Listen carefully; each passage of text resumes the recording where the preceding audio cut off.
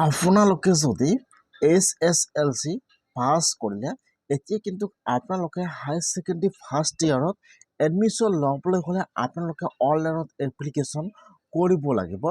কেনেকুৱাকৈ আপোনালোকে higher secondary first ইয়াৰত admission লোৱাৰ কাৰণে আপোনালোকে ঘৰত বহি এপ্লিকেশ্যন কৰিব। মই জাষ্ট এইটো ভিডিঅ'ত আপোনালোকক সম্পূৰ্ণ প্ৰচেছ ষ্টেপ বাই ষ্টেপ দেখুৱাই দিম যে কেনেকুৱাকৈ আপোনালোকে অনলাইনত এপ্লিকেশ্যন কৰিব লাগিব আৰু তাত আপোনাৰ কি কি ডকুমেণ্টৰ প্ৰয়োজন হ'ব। মই জাষ্ট এইটো ভিডিঅ'ত A to Z সম্পূৰ্ণ প্ৰচেছ দেখুৱাই দিম। যিসকলে SSLC পাছ কৰিলে এতিয়া ফাৰ্ষ্ট ইয়াৰত এডমিশ্যন লোৱাৰ কাৰণে কিন্তু আপোনালোকে ফাৰ্ষ্ট এইটো অপশ্যনত আহিব লাগিব। আপোনালোকে ডাৰফাল লিখি চাৰ্চ কৰি দিব। এতিয়া কিন্তু আপোনাৰ ওচৰত অফিচিয়েল ৱেবছাইটটো অ'পেন হৈ যাব এনেকুৱাকৈ। মই কিন্তু আপোনাৰ সুবিধাৰ কাৰণে ৱেবছাইটৰ লিংকটো মোৰ ডিছক্ৰিপশ্যনত দি দিছোঁ। আপোনালোকে ডাইৰেক্ট ক্লিক কৰি এইটো অপশ্যনত ফাৰ্ষ্ট আহি যাব। অহাৰ পিছত ইয়াত চাব দিয়া আছে লাইভ তলত চাব দিয়া আছে প্ৰফাইল। এতিয়া আপোনালোকে এইটো অপশ্যনত আহি এতিয়া আপোনালোকে ফাৰ্ষ্ট প্ৰফাইলৰ ওপৰত এবাৰ ক্লিক কৰিব। এতিয়া কিন্তু আপোনাৰ ওচৰত ইউটিউব পেজ অ'পেন হৈ যাব। যিহেতু আপোনালোকে এবাৰ নতুনকৈ এডমিশ্যন ল'ব সেইকাৰণে ইয়াত চাব তলত দিয়া আছে নিউ ৰেজিষ্ট্ৰেশ্যন।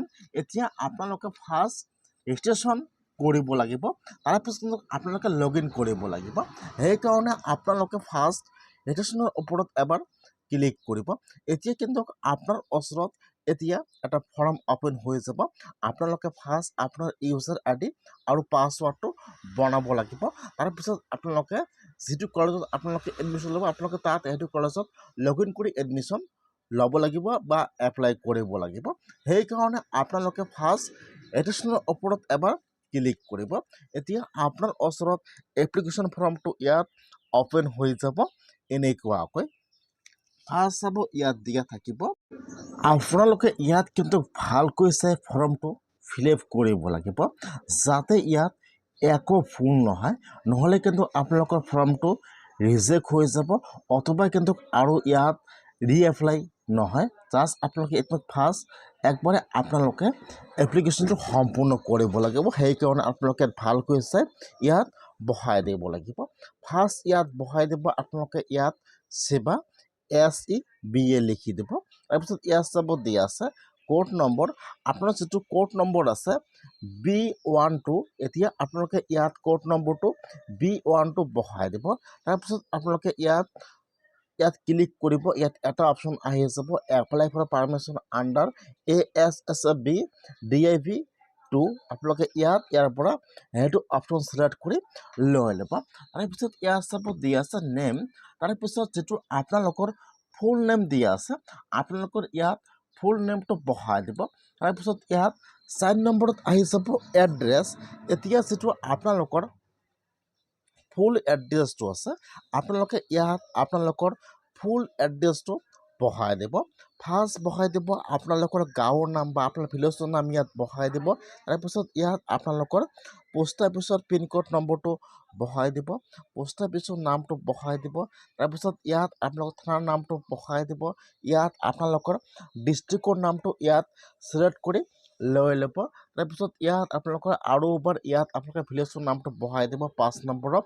আৰু 7 নম্বৰত চাব দিয়া আছে ভিলেজ ৱাৰ্ড অথবা টাউন। যদি আপোনালোকে গ্ৰামৰ হয় তেনেহ'লে আপোনালোকে ইয়াত আপোনালোকৰ ভিলেজৰ নামটো বহাই দিব।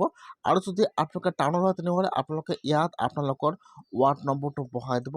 তাৰপিছত ইয়াত আপোনালোকৰ চাব ডিভিশ্যনৰ নামটো বহাই দিব। তাৰপিছত ইয়াত চাব দিয়া আছে নেম অফ দ্য প্ৰিন্সিপাল। ইয়াত কিন্তু আপোনালোকে সেইবোৰ ফিল আপ কৰিব নালাগে যিহেতু এতিয়াও ৱেবছাইটটো বা এতিয়াও ছাৰ্ভিচটো অ'পেন হোৱা নাই। সেইকাৰণে কিন্তু এইবিলাক আহি আছে আপোনালোকে এইবোৰ ফিল আপ কৰিব নালাগে। ডাইৰেক্ট ইয়াত আপোনালোকৰ মোবাইল নম্বৰটো বহাই দিব, ইমেইল ID বহাই দিব। আপোনালোকে ভালকৈ চাই ইয়াত আপোনালোকৰ মোবাইল নম্বৰটো আৰু ইয়াত আপোনালোকৰ ইমেইল IDটো বহাই দিব। তাৰপিছত ইয়াত চাব দিয়া আছে ডেট অফ বাৰ্থ। এতিয়া আপোনালোকে ইয়াত আপোনালোকৰ ডেট অফ বাৰ্থটো বহাই দিব। তাৰপিছত যিটো আপোনালোকৰ কেটাগৰী আছে আপোনালোকে ইয়াত আপোনালোকৰ কেটাগৰীটো ছিলেক্ট কৰি লৈ ল'ব। তাৰপিছত ইয়াত চাব দিয়া আছে মিডিয়াম।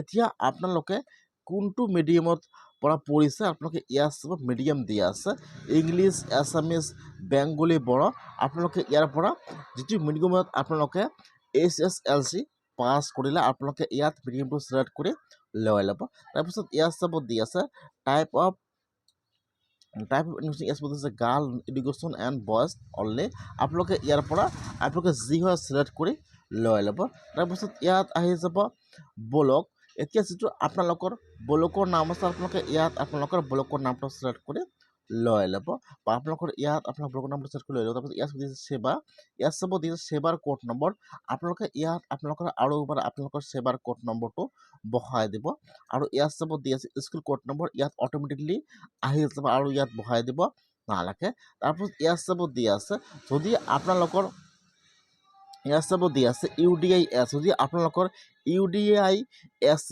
কাৰ্ডটো আছে বা চাৰ্টিফিকেটটো আছে আপোনালোকে ইয়াত আপলোড দিব নহ'লে ইয়াত কিন্তু আপলোড দিব নালাগে যদি আছে আপোনালোকে ইয়াত টিপ মাৰ্ক দিব নহ'লে আপোনালোকে ইয়াত নোট টিপ মাৰ্ক দিব আপোনালোকে ইয়াত সেইটো চাই ইয়াত টিপ মাৰ্ক দি দিব তাৰপিছত ইয়াত চাব দি আছে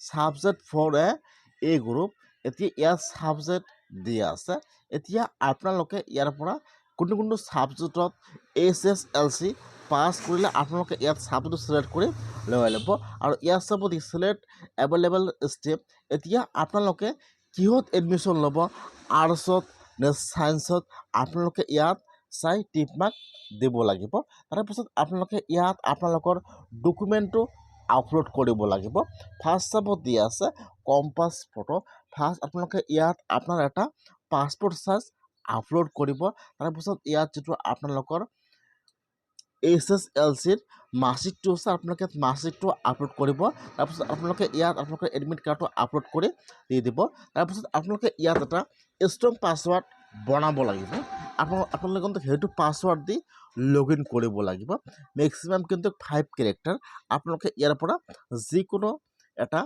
5 নম্বৰৰ আপোনালোকে ইয়াত পাছৱাৰ্ড বনাই ল'ব পাছৱাৰ্ডটো বনাই লৈ এতিয়া আপোনালোকে অলপমান তলত আহি আপোনালোকে এইটো বক্সত টিপ মাৰ্ক দি আপোনালোকে এতিয়া সাবমিটত ক্লিক কৰিব যেতিয়া আপোনালোকে সাবমিটত ক্লিক কৰিব এতিয়া কিন্তু আপোনালোকৰ ইউজাৰ আইডি আৰু পাছৱাৰ্ডটো কমপ্লিট হৈ যাব তাৰপিছত আপোনালোকে আৰু এবাৰ হোম পেজত আহি আপোনালোকে যিটো আপোনাৰ মোবাইল নম্বৰ সেইটো কিন্তু হৈছে আপোনালোকৰ ইউজাৰ আইডি আৰু যিটো আপোনালোকে পাছৱৰ্ড বনাইছে সেইটো কিন্তু আপোনালোকৰ হৈছে পাছৱৰ্ড এতিয়া আপোনালোকে ইয়াত ইউজাৰ আইডি আৰু পাছৱৰ্ডটো বহাই দি আপোনালোকে এতিয়া লগইন কৰিব লাগিব লগইন কৰি এতিয়া আপোনালোকে যিটো কলেজত আপোনালোকে এডমিশ্যন ল'ব আপোনালোকে এতিয়া সেইটো কলেজত এডমিশ্যন কৰিব লাগিব আপোনালোকে ফাৰ্ষ্ট ইউজাৰ আইডি আৰু পাছৱৰ্ডটো বনাই লওক কেনেকুৱাকৈ আপোনালোকে কলেজত এডমিশ্যন কৰিব মই আপোনালোকক সেইটো প্ৰচেছ নেক্সট ভিডিঅ'ত দেখুৱাই দিম